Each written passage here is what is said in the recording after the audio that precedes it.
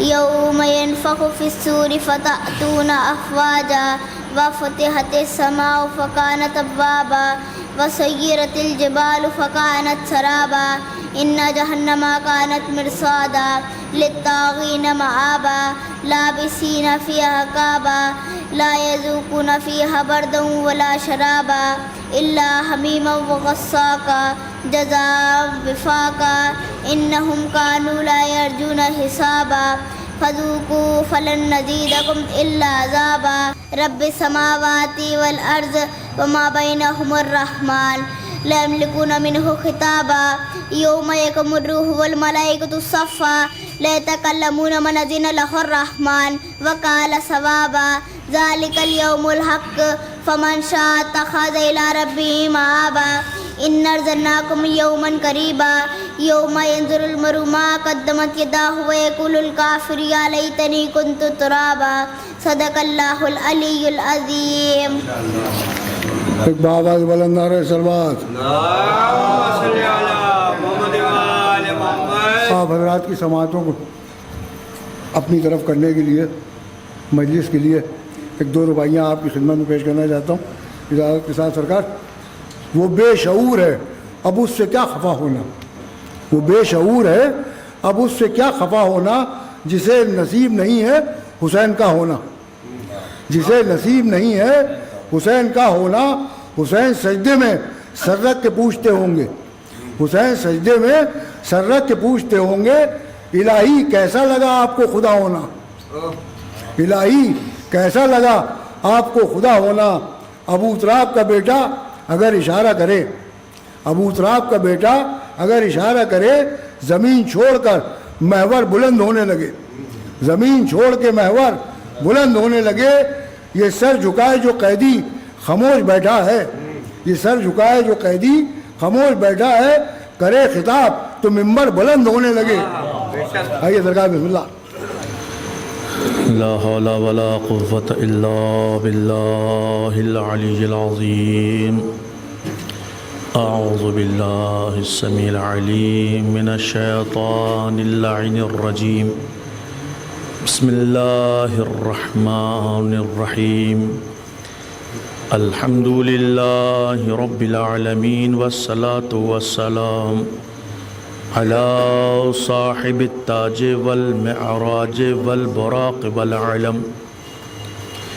دافع البلاء والوباء والقحط والمرض والألم اسمه مكتوب مرفوع منقوش منور معطر مطهر في البيت والحرم شمس الضحى بدر الدجى صدر العلا كيف الورى مصباح الظلم جميل الشيء وشفيع الأمم والله عاصمه والبراق مركبه سدرة المنتهى مقامه قاب قوسين سيد المرسلين ورحة للعاشقين مولانا ومولى الكونين جد الحسن والحسين محبوب رب المشرقين والمغربين أبي القاسم محمد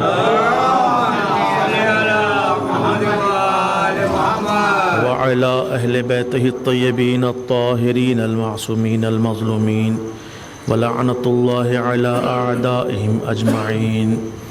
أما بعد فقد قال إمامنا الباقر عليه السلام بنا عرف الله بنا عبد الله نحن الأدلاء على الله ونحن السبيل السبيل النجاة. صلوات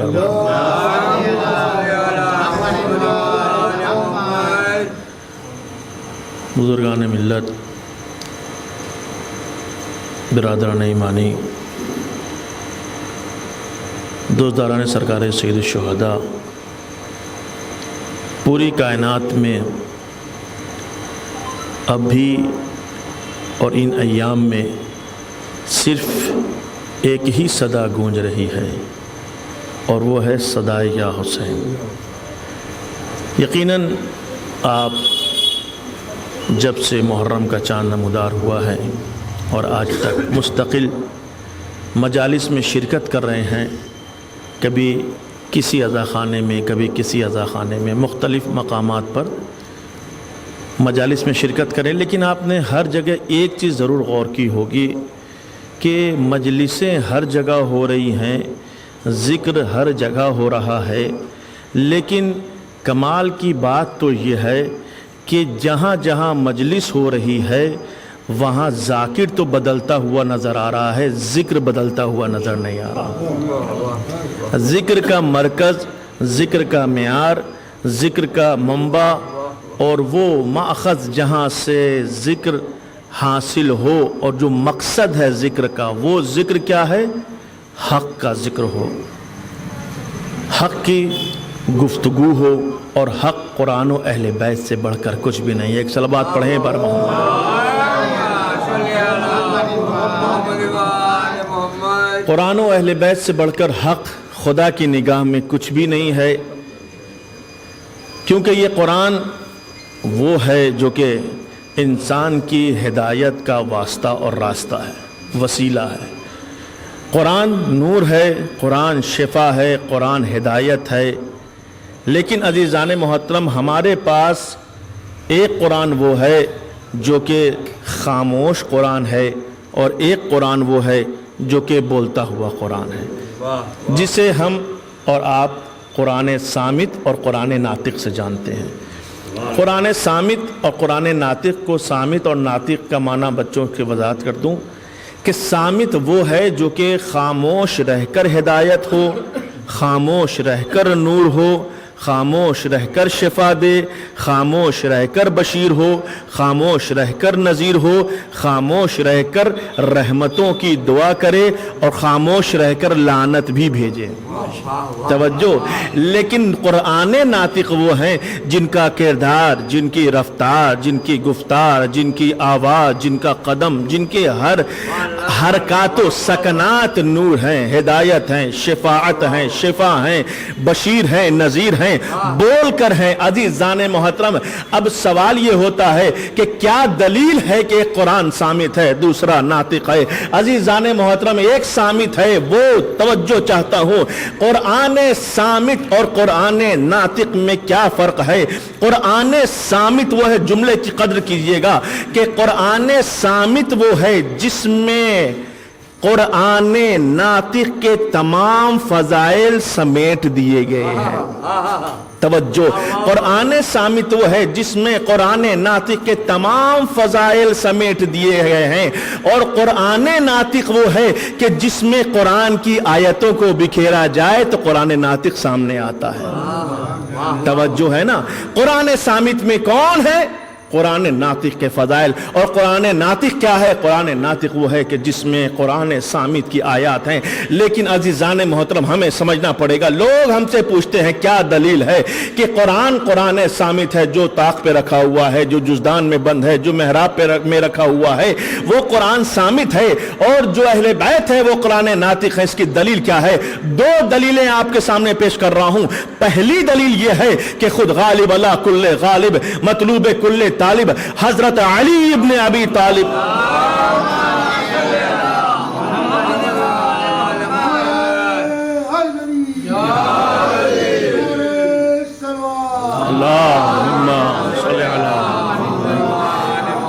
خود بڑھ کر مسجد کوفہ سے آواز دی، منبر کوفہ سے آواز دی، انا قرآن ناطق وہذا قرآن صامت۔ یہ قرآن جو جزدان میں ہے، یہ قرآن جو 30 پارے کا ہمارے سامنے ہے، یہ قرآن صامت ہے، اور میں بولتا ہوا قرآن ناطق ہوں۔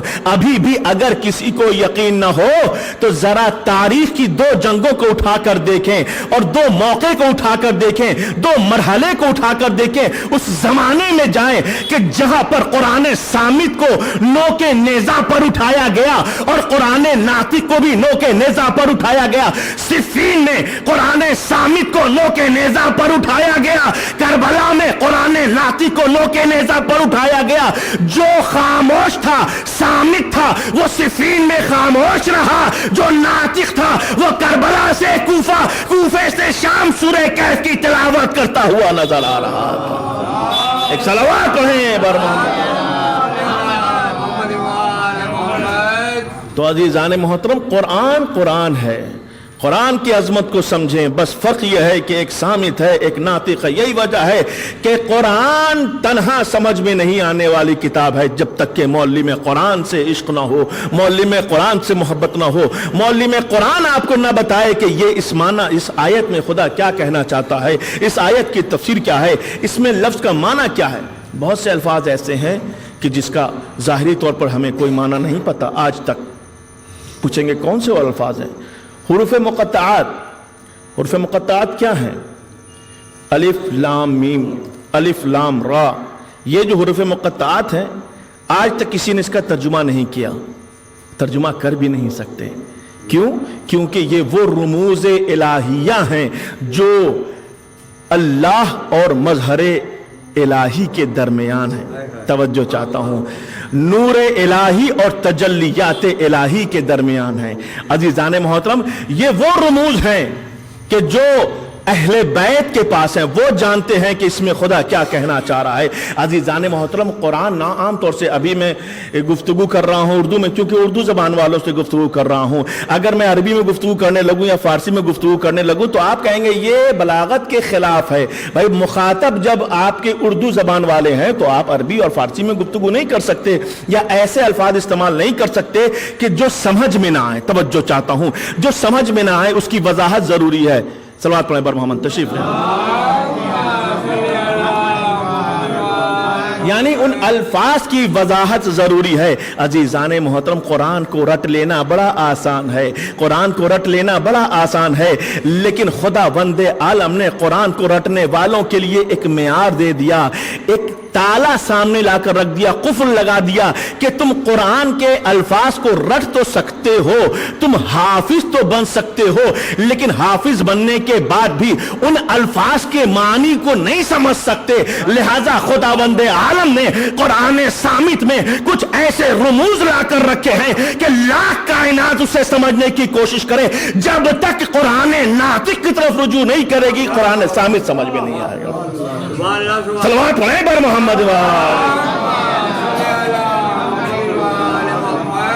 ये कुरान वो है कि जिसके जरिए हम हिदायत पाते हैं, जिसके जरिए हम शिफा पाते हैं, जिसके जरिए हमें शिफाअत मिलेगी। लेकिन अजीजान मोहतरम, यही कुरान कुछ कुरान पढ़ने वालों पर भी लानत कर रहा है, यही कुरान कुछ मुसलमानों पर भी लानत कर रहा है, यही कुरान उन लोगों पर लानत कर रहा है जो अल्लाह और रसूल को अजियत देते हैं। कुरान कह रहा है कि लानत हो उन लोगों पर जो कि अल्लाह और रसूल को अजियत दे। मेरा सवाल है, बुजुर्गान तशरीफ फरमा है और जसारत कर रहा हूँ, मौलाना तशरीफ फरमा है, लेकिन लबकुशाई कर रहा हूँ। बहरहाल इस्लाह के हवाले से हर जगह, कई जगह कुरान में लानत का जिक्र हुआ है, लेकिन इस आयत में अजीब अंदाज में खुदा कह रहा है कि लानत है उस पर कि जो अल्लाह को अजियत दे और अल्लाह के रसूल को अजियत दे। ये बात तो समझ में आती है परवरदिगारा कि रसूल को अजियत हो सकती है, क्योंकि अजियत का ताल्लुक जिस्म से है या रूह से है, रूहानी अजियत और जिस्मानी अजियत।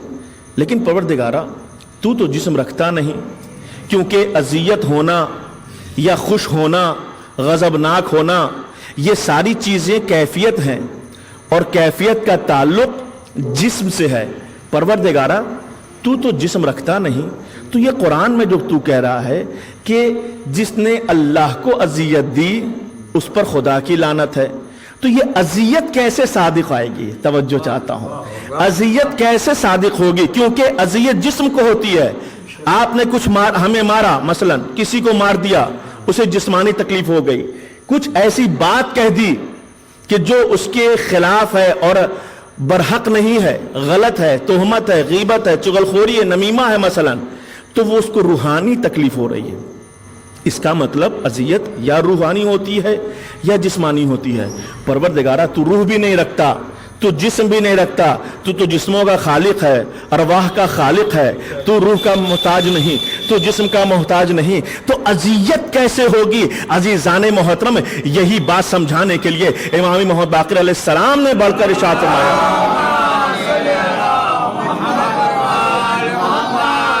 बिना औरफ अल्लाह, हम अहले बैत वो हैं जिनकी वजह से अल्लाह पहचाना गया। बिना उबैद अल्लाह, हम अहले बैत वो हैं जिनकी वजह से अल्लाह की इबादत होती है। नहनो अल अदिल्लाउ अलल्लाह, हम ही वो दलील हैं जो अल्लाह के वजूद पर अजीम दलील बन सकते हैं। नहनो अस्सबील, हम ही रास्ता है। कौन सा? अस्सबीलुन निजात, निजात का रास्ता है, हिदायत का रास्ता है, शिफाअत का रास्ता है। अजीजान मोहतरम, अहले बैत वो हैं कि जिनके जरिए मार्फत इलाही मुमकिन है, जिनके जरिए इबादत इलाही मुमकिन है, जिनके जरिए अल्लाह के वजूद की दलील मिल सकती है, जिनके जरिए वसीला हम हासिल कर सकते हैं अल्लाह तक पहुंचने के लिए। इसका मतलब यह है कि कुरान ने जो हुक्म दिया है, तवज्जो चाहता हूं, कुरान ने हुक्म दिया है कि जो अल्लाह को अजियत होती है वो अल्लाह को जिस्मानी तौर पर अजियत नहीं होती है, रूहानी तौर पर अजियत नहीं होती है, क्योंकि अल्लाह ने अहले बैत को अपना तजल्ली बनाकर भेजा है, अपना मजहर बनाकर भेजा है, अपने अफआल के ज़ुहूर का मरकज बनाकर भेजा है। लिहाजा अगर अफआले इलाही को कहीं जाहिर होते देखना है तो कहीं और न देखो, रसूल और आले रसूल को देखो, क्योंकि कुरान कह रहा है वमा यंतकु अनिल हवा इन हुवा इल्ला वह्युन यूहा। ऐ मेरे हबीब, तुम तो कोई कलाम ही नहीं करते मगर वही बोलते हो जो वही इलाही है। इसका मतलब अफ़आले इलाही, अल्लाह बोलता है लेकिन जिस्म अपने जिस्म से नहीं, रसूल की जबान से बोलता है। वमा रमैता इज़ रमैता वलाकिन्नल्लाह रमा। ए मेरे हबीब, ये कंकर तुमने मारे हैं, हालांकि ये कंकर मैंने मारे, लेकिन अल ज़ाहिर तुमने मारे। इसका मतलब कि फेले ए नबी है, लेकिन खुदा किसे कह रहा है? मेरा फेल है। इसका मतलब यह है कि अफ़आले इलाही का मजहर, गज़ब इलाही का मजहर, अज़ियत इलाही का मजहर, जब्बारियत का मजहर, गफ़ारियत का मजहर अगर कोई है तो वो है अहले बैत। यही मज़ाहिर इलाहिया हैं, यही तजल्लियात इलाहिया हैं, यही अनवार इलाहिया हैं। अब देख लो, फैसला कर लो। कुरान ने जो कहा कि जो अल्लाह को अज़ियत दे वो लानती है, जो रसूल को अज़ियत दे वो लानती है। तो रसूल की अज़ियत के लिए रसूल ने खुद फरमाया कि जो फातिमा को अज़ियत देता है वो मुझे अज़ियत देता है, और जो मुझे अज़ियत देता है वो अल्लाह को अज़ियत देता है। तो समझ में आई अल्लाह की अज़ियत कैसे मुतहक्कक हो रही है कि जो फातिमा को अज़ियत दे वो रसूल को अज़ियत दे रहा है, जो रसूल को अज़ियत दे रहा है वो फातिमा को दे रहा है।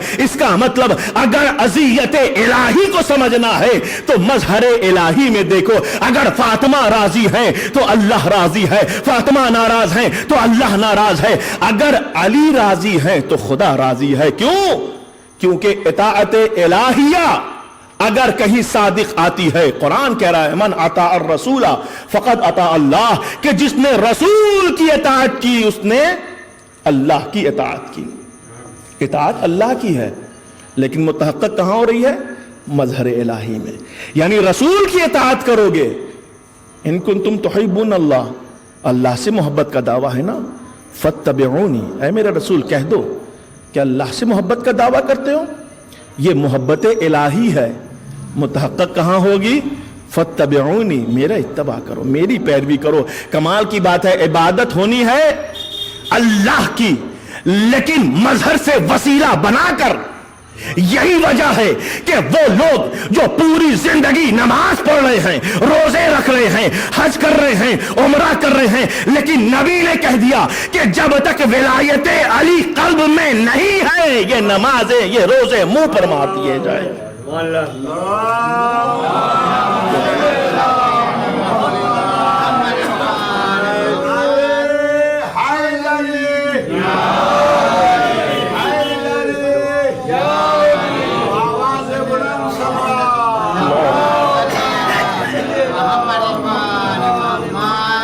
ये मज़ाहिर इलाहिया हैं, मजहर इलाही हैं, तजल्लियात इलाही हैं। इन्हें अल्लाह को समझना है बिना और अल्लाह, हमें समझो।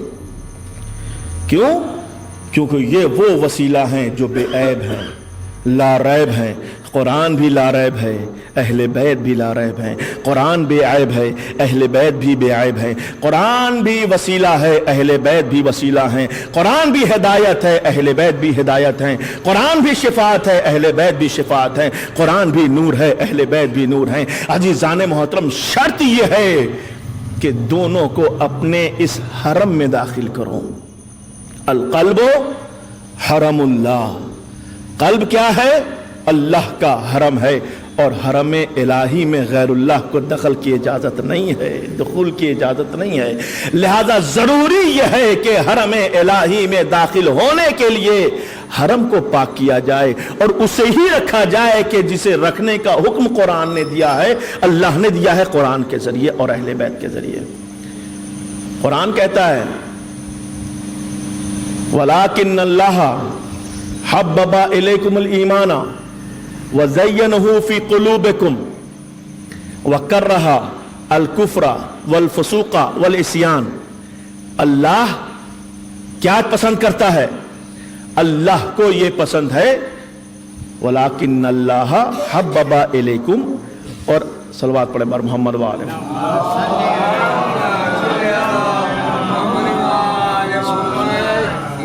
بسم اللہ۔ اجازت یا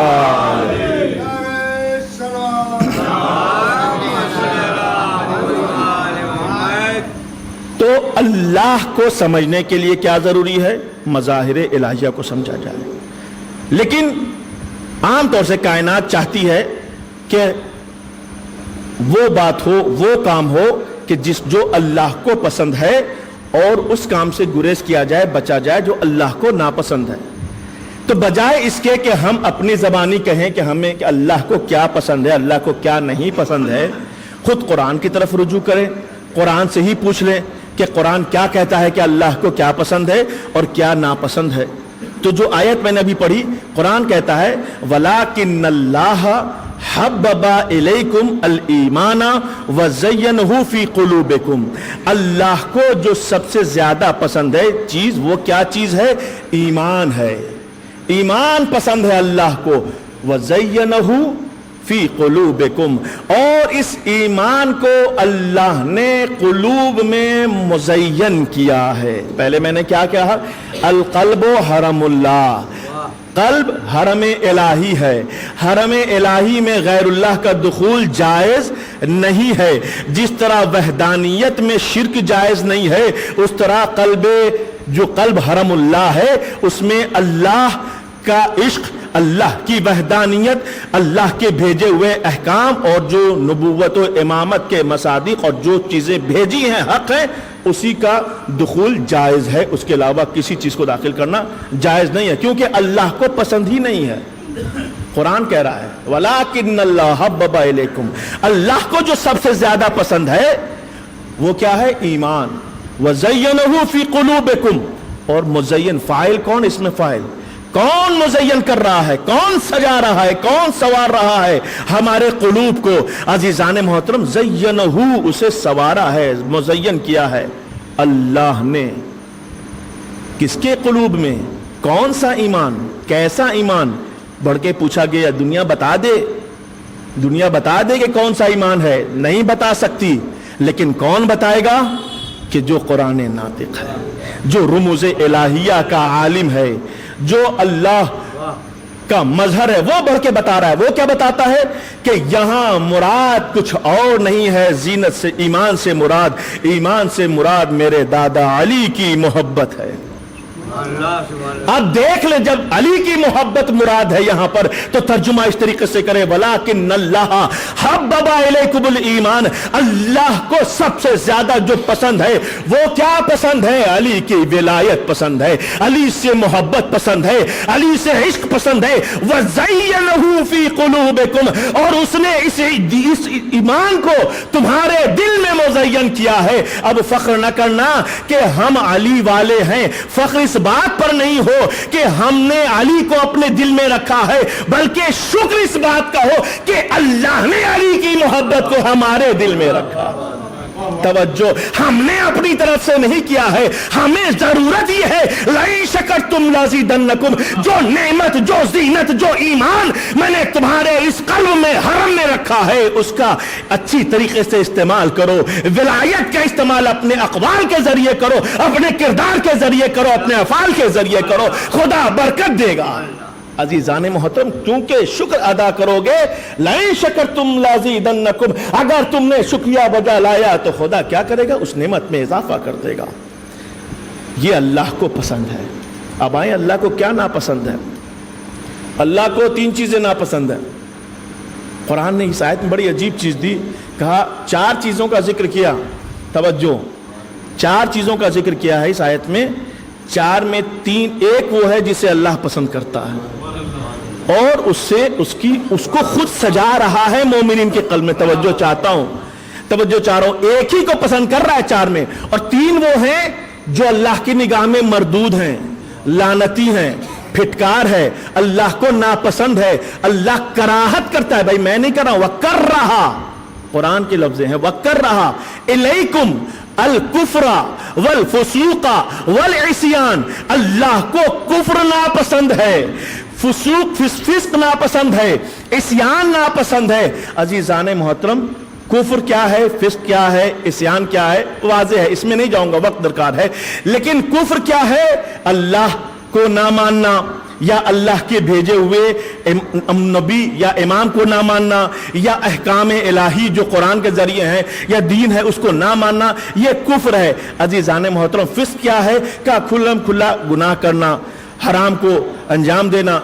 इस्यान क्या है, मासियत है, गुनाहों को अंजाम देना। अल्लाह को पसंद नहीं है कि वो मोमिन कि जिसके दिल में अली की मोहब्बत को उसने खुद बजाते खुद मुज़य्यन किया हो, वो कुफ्र करे, वो फिस्क करे, वो इस्यान करे, मासियत करे। अल्लाह को नापसंद है। अजीज़ान मोहतरम, अली वालों ज़रा तवज्जो कीजिएगा। आज तक लखनऊ के शहर में ये बयान कर रहा हूं कि जितने भी लोग आज तक तबर्रा करने पर आए हैं, बहुत तबर्रा किया है, तो ये कहकर रुके हैं कि फला काफिर है, फला फासिक है, फला आसी है। अजीज़ान मोहतरम, इमाम जाफर सादिक ने इन तीनों के मिसदाक को बयान किया है कि कौन काफिर है, कौन फासिक है, कौन आसी है। मैं बयान नहीं करूंगा, आप समझते जाएं, लेकिन कम से कम इतना समझ लीजिएगा कि जब कोई शिया तबर्रा करने पर आता है तो यह कहता है कि फला काफिर है, फला फासिक है, फला आसी है। लेकिन कुरान न काफिर कह रहा है, न फासिक कह रहा है, न इस्यान कह रहा है, न आसी कह रहा है, बल्कि मुजस्समे कुफ्र कह रहा है। यानी जो मुजस्समे कुफ्र हो, इमाम फरमाते हैं फला काफिर है, इमाम फरमाते हैं फला फासिक है, इमाम फरमाते हैं फला आसी है। कुरान कह रहा है फासिक, काफिर, आसी नहीं, कुफ्र है, फुसूक है, इस्यान है, यानी मरकज़े कुफ्र है अली का मुखालिफ, मरकज़े फिस्क है अली का मुखालिफ, मरकज़े इस्यान है अली का दुश्मन। एक सलावत कहें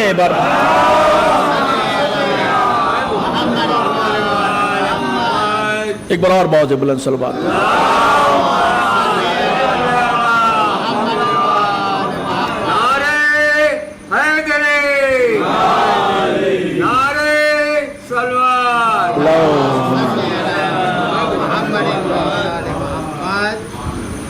समझना है कुरान को तो जरूरी यह है कि अहले बैत को समझो, क्योंकि बिना औरफ अल्लाह, हम अहले बैत वो हैं जिनके जरिए खुदा पहचाना जाता है। बिना ओबेद अल्लाह, हम अहले बैत वो हैं जिनके जरिए अल्लाह की इबादत होती है। अगर इबादत अहले बैत के बिना हो, विलायत हैदर कर्रार के बिना हो, तो ये इबादत आदत है, और आदत और इबादत में मोमिनो सिर्फ बे का फर्क है, और इस बे की कीमत को आपसे बेहतर कोई नहीं जानता।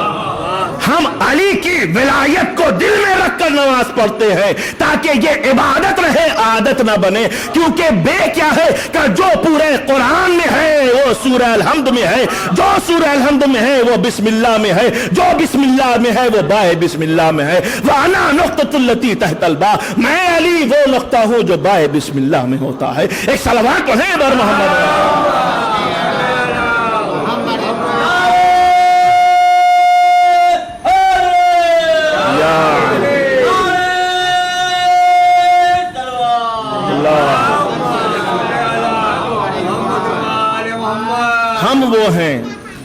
کہ جن کے ذریعے اللہ کی عبادت ہوتی ہے، جن کے واسطے سے اللہ قبول کرتا ہے۔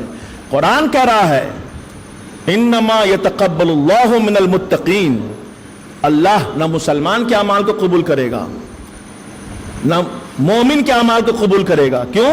انما کلمہ حصر ہے، انما یعنی محدود کر دیا، صرف اور صرف اللہ اگر قبول کرے گا کسی کے اعمال کو تو وہ کون ہے؟ متقین کے اعمال کو قبول کرے گا۔ اچھا، قرآن کہہ رہا ہے متقین کے اعمال کو قبول کرے گا، نبی کریم کیا فرما رہے ہیں، یا معصوم کیا فرما رہے ہیں؟ انما الاعمال تقبل بالولایہ۔ صلوات پڑھیں بر محمد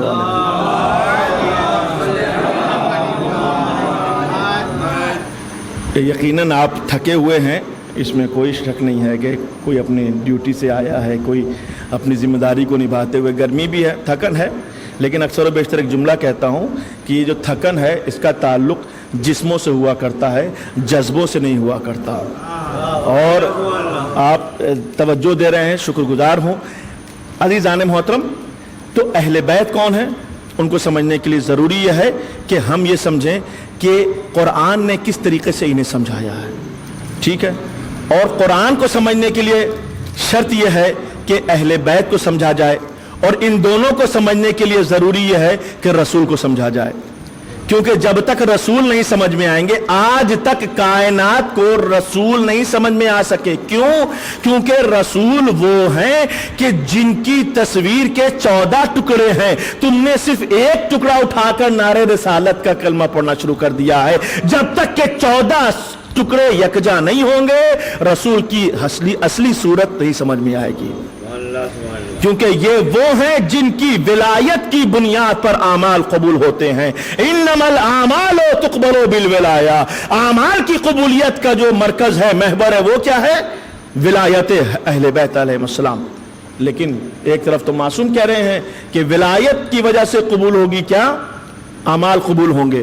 دوسری طرف قرآن کہہ رہا ہے انما الاعمال تقبل، یہ قرآن کہہ رہا ہے انما یتقبل اللہ من المتقین، اللہ متقین کے اعمال کو قبول کرے گا، جبکہ وہ محصور ہے، حصر کیا محدود ہے، انما صرف متقی کے اعمال قبول کریں گے۔ تو کیا نعوذ باللہ کلام معصوم میں اور کلام خدا میں تضاد ہے؟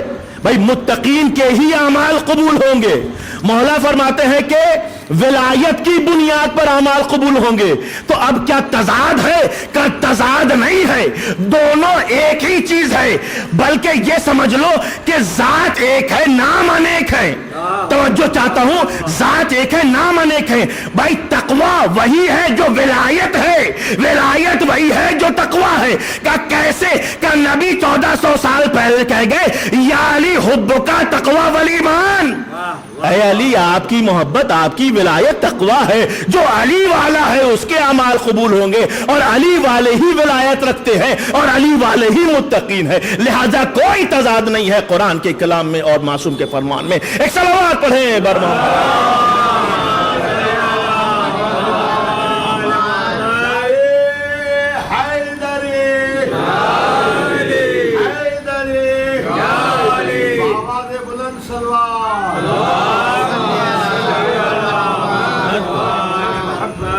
بنا عبد اللہ، ہماری وجہ سے ہم وہ دلیل ہیں، کائنات نے بہت سی دلیلیں قائم کی ہیں، توجہ چاہتا ہوں اللہ کو پہچاننے کے لیے، اللہ کو سمجھنے کے لیے۔ کچھ دلیلیں انی ہیں، کچھ لمی ہیں، بڑی ایک الگ گفتگو اس میں نہیں جاؤں گا، بس مختصر کہہ دوں کہ کچھ دلیلیں وہ ہیں جو اللہ کو سمجھنے کے لیے چیزوں کے ذریعے اللہ کو سمجھنے کی کوشش کی جاتی ہے، یعنی معلول سے علت کی طرف جانے کی کوشش کی جاتی ہے، اثر سے مؤثر کی طرف جانے کی کوشش کی جاتی ہے، موجودات سے موجود کی طرف جانے کی کوشش کی جاتی ہے، یعنی مخلوقات سے خالق کی طرف جانے کی کوشش کی جاتی ہے۔ مخلوقات وہ چیزیں جو کائنات میں کوئی خدا، قرآن بھی کہہ رہا ہے کہ جناب ابراہیم نے دیکھا کہ سورج ہے، کہا یہ ہمارا خدا ہے، سورج ڈوب گیا تو کہا جو ڈوب جائے وہ خدا نہیں ہوتا۔ اس کا مطلب اس چیز کے ذریعے، ایک مخلوق کے ذریعے جناب ابراہیم پہچان رہے ہیں کسے؟ خالق کو۔ عزیزان محترم، تو ایک راستہ یہ ہے کہ مخلوق کو دیکھ کر خالق کو سمجھا جائے۔ جیسے کسی نے پوچھا، بدو نے کہا مولا یہ بتائیں خدا ہے؟ تو صحرا میں جا رہے تھے تو کہا یہ بتا سامنے کیا گرا ہوا ہے؟ کہا مولا وہ مینگنی گری ہے اونٹ کی. کہا کیا سمجھتے ہو اس سے, یہ کہاں سے ہے؟ کہا اس کا مطلب ہے کہ ایک اونٹ یہاں سے گزرا ہے. توجہ چاہتا ہوں, مولا نے فرمایا البعر تدل علی البعیر, ایک اونٹ کی مینگنی دلالت کرتی ہے اس بات پر کہ یہاں پر کوئی نہ کوئی اونٹ آیا تھا, اونٹ گزرا ہے. عزیزان محترم, ایک مینگنی, مولا فرماتے ہیں اسے ایک مینگنی جس کی ظاہری طور پر کوئی قیمت نہیں ہے, کوئی وقت نہیں ہے, لیکن وہ بھی دلالت کر رہی ہے کس چیز پر؟ ایک اونٹ کے اوپر. جانے قربان ہو, مولا نے فرمایا تجھے یہ ایک مینگنی سے اونٹ سمجھ میں آ رہا ہے, یہ کائنات کون, یہ نظام کون و مکان, یہ نظام شمس و بحر, یہ نظام فضا, یہ نظام خلا, تجھے اس کو دیکھ کے خدا کا وجود سمجھ میں نہیں آتا؟ کہا یہ کیا ہے؟ اثر سے مؤثر کی طرف جانا. پھر ایک نے پوچھا, ملحد تھا, کہتا ہے مولا یہ بتائیں خدا ہے؟ کہا ہے. کہا دلیل کیا ہے؟ کہا یہ بتا تو ہے؟ کہا میں ہوں. کہا تو کیا اس سے پہلے بھی تھا؟ کہا نہیں. کہا اگر تو پہلے تھا تو پھر دوبارہ اپنے وجود کو وجود دینے کی ضرورت کیا پڑی؟ یہ عبث ہے, ہو نہیں سکتا. یعنی تحصیل حاصل لازم آ رہا ہے کہ ایک چیز ہے پھر اسے وجود دینا, یہ کوئی حکمت عملی سے عاری اور خالی ہے. اس کا مطلب تو نہیں تھا؟ کہا ہاں میں پہلے نہیں تھا. کہا اس کا مطلب تو عدم میں تھا, اور عدم سے جس نے تجھے وجود دیا وہی خالق ہے, وہی رب ہے. سمجھ میں آیا؟ اس کا مطلب سمجھنے کی تو کیسے سمجھ میں آئے گا خدا؟ سمجھ میں آئے گا جب در اہل بیت سے منسلک ہوں گے, متمسک ہوں گے, کیونکہ یہ وہ دلیل ہیں. دنیا, کائنات ان تمام ذرات سے اللہ کو سمجھنے کی کوشش کر رہی ہے, خود اہل بیت کر رہے ہیں. اگر تم کو اللہ کو ان چیزوں سے, مخلوقات سے سمجھنا ہے تو ہم سب سے بڑی دلیل ہیں, عظیم دلیل ہیں. ہمیں دیکھو, ہم وہ ہیں جسے دیکھ کر خدا بھی متکبر ہو رہا ہے. ہم وہ ہیں جسے دیکھ کر خدا تکبر کر رہا ہے کہ میں نے کیا بنایا ہے. احسن المخلوق. نحنو السبیل, ہم اہل بیت کیا ہیں؟ راستہ ہیں. کون سا راستہ؟ ایک طرف کہا السبیل, پھر آگے بڑھ کر سبیل النجات. السبیل میں بڑی وسعت پیدا کر دی. آج پوری کائنات میں ہر جگہ چاند محرم کا نظر آتا ہے, سبیل لگ جاتی ہے. کس چیز کی سبیل؟ کوئی پانی کی سبیل لگا رہا ہے, کوئی شربت کی سبیل, کوئی دودھ کی سبیل, کوئی کھانے کی سبیل.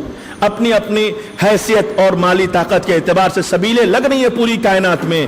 لیکن اہل بیت اطہار علیہ السلام نے اس کلمے میں ایک پیغام دے دیا اور بتا دیا کہ دیکھو تم ان مادی سبیلوں کی طرف ذکر اہل بیت کو محدود نہ کر دینا.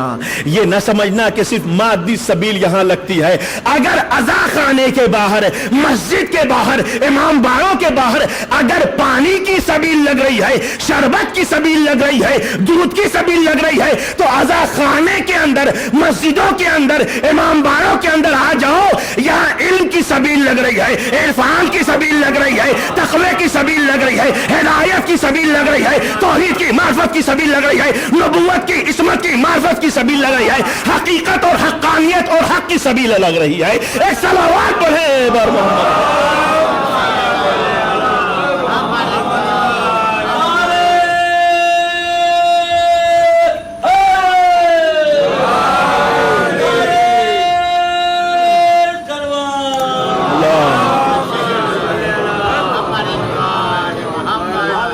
سبیل صرف مادیات پر نہیں ہے. حسین کا ذکر اگر بھوکوں کو غذا دلوا رہا ہے, جسمانی طور پر تو روحانی جو بھوک ہے اسے بھی مٹا رہا ہے. بچے گھر جائیں تو صرف یہ تبرک لے کر نہ جائیں, اور یہ نہ کہیں کہ امی اور پاپا ابو میں یہ تبرک لے کر آیا ہوں, بھائی بہن سے یہ نہ کہیں کہ میں بس یہ تبرک لے کے آیا ہوں. کمال تو یہ ہے, تربیت ایسی ہونی چاہیے عشق اہل بیت میں کہ جب مجلس سے بچہ اٹھ کر جائے تو جس طریقے سے مادی تبرک لے کر جاتا ہے, روحانی تبرک بھی لے کر جائے اور اپنے ماں باپ سے کہے کہ آج میں نے مولانا صاحب سے یہ جملہ سنا ہے, یہ ایک علم حاصل کیا ہے. یہ تربیت ہونی چاہیے, کیونکہ مولا فرماتے ہیں ادبوا اولادکم بثلاث خصال, 3 چیزوں سے اپنی اولاد کی تربیت کرو. ایک کیا ہے؟ بحب النبی, نبی کی محبت سے, وبحب آلہ, اور آل نبی کی محبت سے، وبتلاوت القرآن، یعنی قرآن سامع کی تلاوت سے اور قرآن ناطق کے عشق کے ذریعے تربیت کرو اپنے اہل بیت کی، اپنے بچوں کی۔ دیکھیں نیت بدلنا چاہیے، نیت بدلنی چاہیے۔ اگر نیت بدل رہی ہے تو چیز آپ کو وہی حاصل ہو رہی ہے، لیکن اس میں کیا ہے؟ برکت کے ساتھ۔ بس آخری جملہ، آخری فکر اور ختم دعا، توجہ چاہتا ہوں۔ آج تک کائنات میں ہر جگہ، یہ میں کئی دفعہ کہیں بھی کہہ چکا ہوں، چونکہ یہ ایک ضروری جملہ ہے ہر ماں باپ کے لیے، کہیں بھی جائیں، رات ہوتی ہے، بچے کو ماں سلا رہی ہے، کیا ہے اصل گفتگو؟ کہ تربیت عشق علی میں ہونی چاہیے، تربیت عشق اہل بیت میں ہونی چاہیے۔ صرف زبان سے علی علی نہیں کہنا ہے، ایسا کردار بنانا ہے۔ اور ہم کردار کیسے بنائیں گے؟ ہم تو جہاں تک آ چکے، لیکن جو ذمہ داری خدا نے بچے کی شکل میں دی ہے اس کی تربیت کیسے کی جائے؟ عام طور سے رات میں یہ ہوتا ہے کہ جب بچہ نہیں سو رہا ہوتا ہے تو ماں اسے زبردستی کہتی ہے بیٹا جلدی سو جاؤ، صبح اسکول جانا ہے۔ ہر گھر کا یہی ایک نعرہ ہے، بیٹا جلدی سو جاؤ، صبح اسکول جانا ہے۔ اگر ماں یہ کہہ دے کہ بیٹا جلدی سو جاؤ، صبح نماز کے لیے اٹھنا ہے، تو کیا بچہ اسکول نہیں جائے گا؟ توجہ چاہ رہا ہوں، کیا بچہ اسکول نہیں جائے گا؟ کیونکہ تربیت میں خلل واقع ہو رہا ہے۔ یہاں خلل یہ ہے کہ ہم نے بنیاد ہی اسکول کو ڈالا ہے۔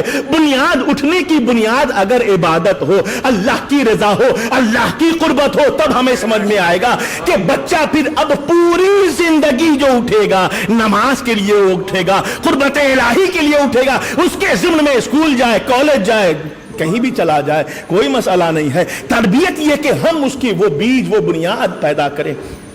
ایک شخص آتا ہے، یہ جناب قمبر مولا علی کے پاس آئے، کہا مولا میں نے گھر بنایا ہے، زحمت ہوگی اگر دعوت قبول کر لیں؟ مولا نے کہا بالکل۔ دیکھیں تربیت، کیونکہ اصل چیز کیا ہے؟ ہم آئے کہاں سے ہیں؟ من اللہ، جانا کہاں ہے؟ اے اللہ۔ تو اب سارے اعمال کیا ہوں گے؟ قربتاً الی اللہ۔ اگر قربتاً الی اللہ نہیں ہے، من اللہ پہ یقین ہے، الی اللہ پہ کوئی شک نہیں۔ کائنات میں روزانہ ہزاروں لاکھوں موتیں ہو رہی ہیں، الی اللہ پہ یقین ہے، من اللہ پہ یقین ہے، قربتاً اللہ پہ کیوں نہیں یقین ہے؟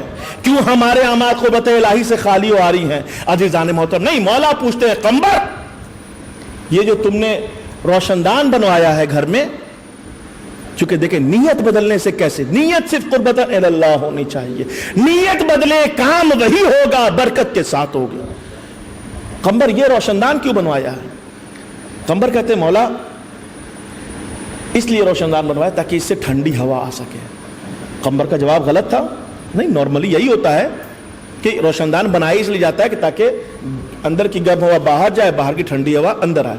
لیکن مولا فرماتے ہیں قمبر اگر تم نے اس روشن دان کو اس نیت سے بنایا ہوتا کہ اس روشن دان کے ذریعے میں صبح کی نماز کا وقت معلوم کر لوں گا، تو کیا تمہارے گھر میں ٹھنڈی ہوا نہ آتی؟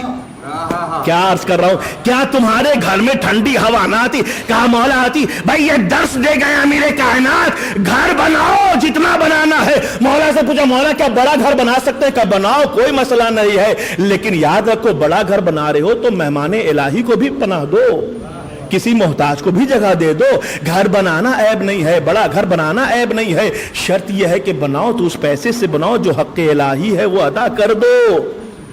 ایسا نہ ہو کہ جس امام کو اپنے گھر میں بلانا چاہ رہے ہو گھر کے باہر کھڑا ہو کر کہے کہ پہلے اس گھر کو تو حلال کرو، اس بستر کو تو حلال کرو، اس جگہ کو تو حلال کرو، پھر ہم آئیں گے اندر۔ عزیزان محترم، کہنے کا مقصد یہ ہے کہ ہم بڑے دعوے دار ہیں، کس کے؟ عشق خدا کے، بڑے دعوے دار ہیں عشق علی کے، لیکن جب عمل کی بات آتی ہے تو بڑا ہی مسئلہ بن جاتا ہے، نہ عشق الہی میں حق متحقق ہو پاتے ہیں مکمل طریقے سے۔ ہم کوشش کرتے ہیں عزیزان محترم، یہ فرش اعضاء، یہ مجلسیں ہیں ہی اسی لیے کہ اگر بھٹک جا رہے ہو تو پھر آ جاؤ۔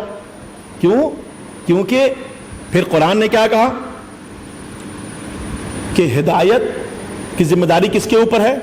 اللہ کے اوپر ہے۔ توجہ چاہتا ہوں، ہدایت کی ذمہ داری اللہ کے اوپر ہے، لیکن کسی کے ذریعے ہوگی؟ کہا اہل بیت کے ذریعے ہوگی، مظہر وہی ہے۔ عزیزان محترم، جو حدیث میں نے پڑھی اس میں کیا فرمایا مولا نے کہ نحنو السبیل، ہم ہی راستہ ہیں, ہم ہی نجات کا. کس چیز کا راستہ؟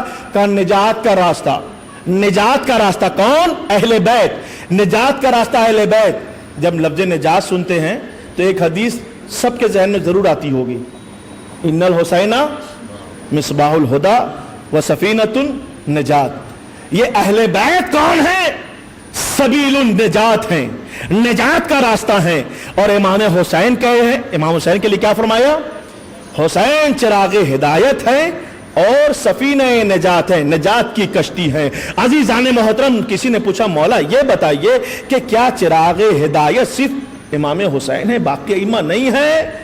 اور سفینہ نجات کیا امام حسین ہے, باقی ائمہ نہیں ہے؟ فرمایا ایسا نہیں ہے, ہمارے تمام کے تمام ائمہ اہل بیت چراغ ہدایت ہیں, سفینہ نجات ہیں. لیکن فرق ہے, فرق یہ ہے کہ سفینۃ الحسین اوسع و اسرع. حسین کی کشتی, حسین کا سفینہ ذرا زیادہ ہی وسیع ہے اور زیادہ تیز چلنے والا ہے. حسین کی کشتی کہاں ہے؟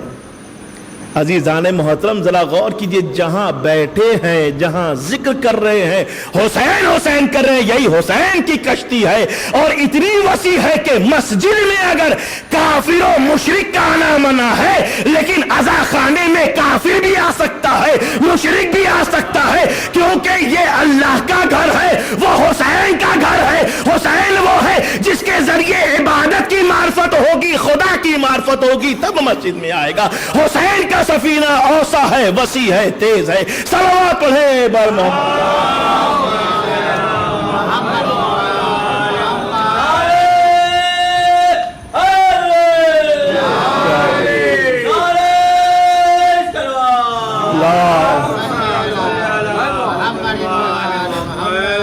در اہل بیت کو چھوڑ کر کوئی بھی کامیاب نہیں ہوا, نہ ہو سکتا ہے, نہ کبھی ہوگا, کیونکہ اللہ نے ایک ہی جگہ قرار دی ہے نجات کی.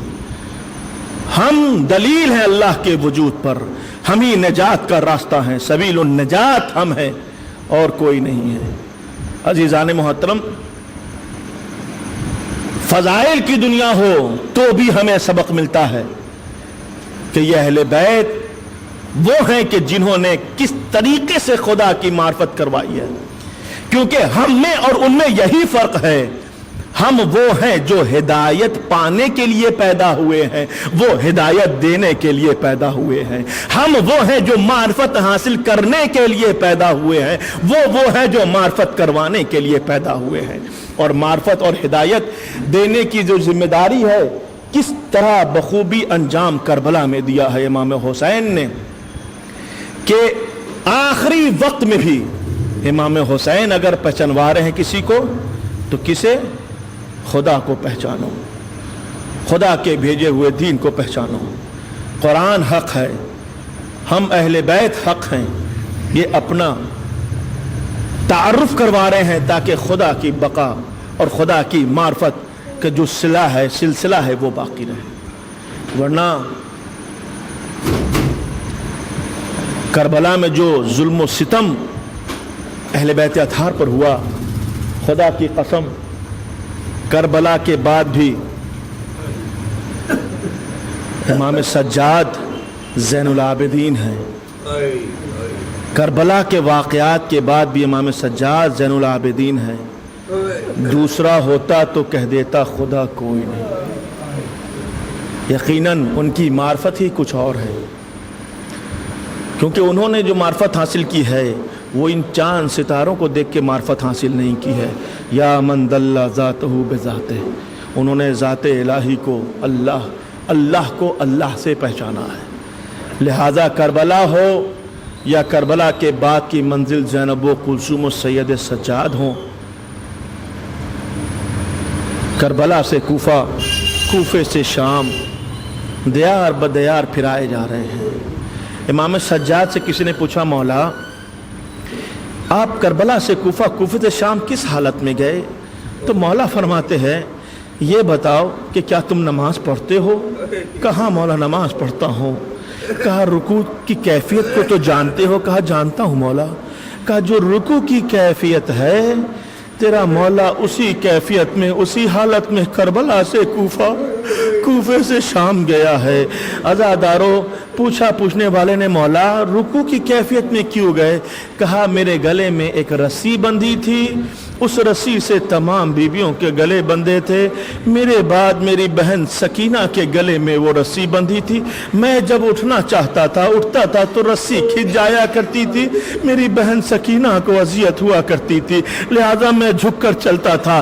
عزادارو یہ بھائی کی محبت تھی بہن کے ساتھ، اور بہن کی محبت کیا تھی بھائی کے ساتھ؟ سنیں گے جناب سکینہ کا کردار کیا تھا کہ جب جب کربلا سے جو کوفہ قافلہ گیا ہے، کوفے سے شام، جہاں جہاں بھی جناب سکینہ کو پانی ملتا تھا نا، جناب سکینہ وہ پانی لے کر سید سجاد کے پاس آتی تھی، سید سجاد کے ہاتھوں کی ہتھکڑیوں پر، پاؤں کی بیڑیوں پر، خاردار طوق پر وہ پانی ڈال دیا کرتی تھی، کیونکہ عزادارو گرمی کا موسم ہے نا، محسوس تو کر رہے ہیں گرمی کو، ذرا سید سجاد کے جسم پر وہ ظلم جو ہتھکڑیوں کے ذریعے ہوا اسے محسوس کیجئے گا۔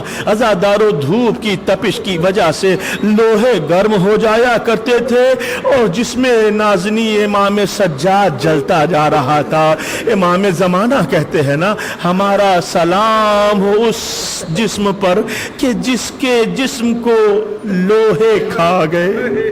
عزادارو امام سجاد سے کسی نے پوچھا مولا کربلا سے کوفہ آپ جب جا رہے تھے تو میں نے دیکھا آپ سرخ قمیص پہنے ہوئے تھے، خوشی کے موقع پر سرخ قمیص پہنی جاتی ہے۔ عزادارو امام سجاد نے جب پوچھا گیا نا تو مولا فرماتے ہیں ذرا قریب آؤ، قریب آگے کہا ذرا غور سے دیکھو میری گردن کی طرف دیکھو۔ اب جو گردن کی طرف دیکھا تو یہ خاردار طوق ہیں، خار گلے میں پیوست ہیں اور خون رستا جا رہا ہے، اور قمیص سرخ ہو چکی ہے خون سے۔ اللہ اکبر۔ ایک اور روایت سنیں گے عزادارو، جناب زینب کا کردار کیا ہے جناب سید سجاد کے ساتھ۔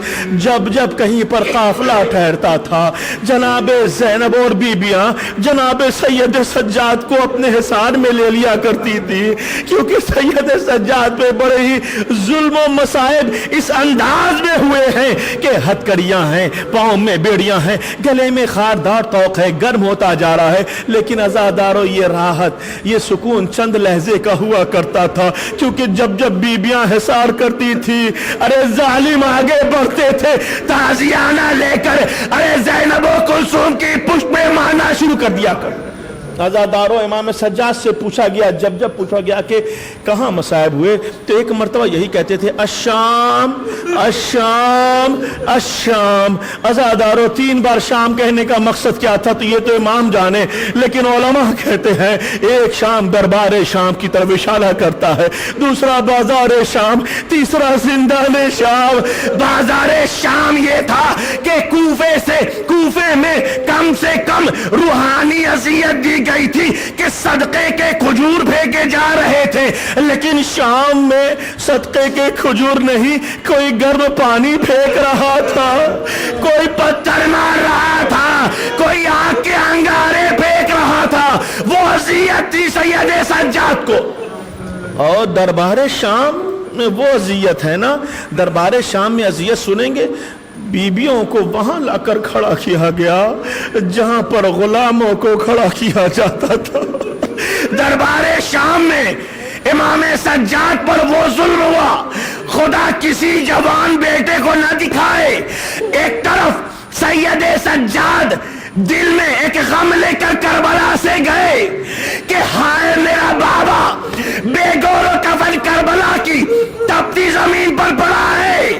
ابھی غم نہ ہوا تھا کہ دربار شام میں ایک عجیب ظلم ہوا، تشت میں سر حسین ہے، یزید ملعون چھری سے لبے مبارک سے کھیل رہا ہے، حسین پر یہ ظلم سید سجاد تڑپ رہے ہیں۔ اسی لیے کہتے تھے الشام الشام۔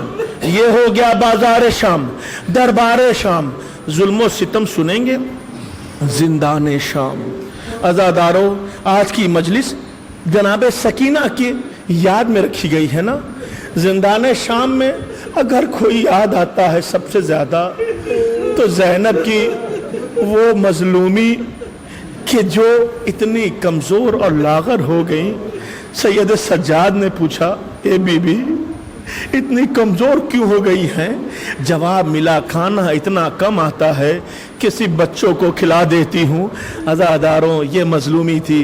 और एक मजलूमा वो है जो 4 बरस की बच्ची है, वो ऐसी बच्ची है जो करबला से कूफा, कूफे से शाम तमाचे और ताजियाने खाते हुए आई है। वो बच्ची वो है कि जब रुखसत आखिर के वक्त इमाम हुसैन ने अपने सीने पर लिटाया था तो एक ही सवाल किया था, ए मेरे बाबा, आज से मैं किसके सीने पर सोऊंगी?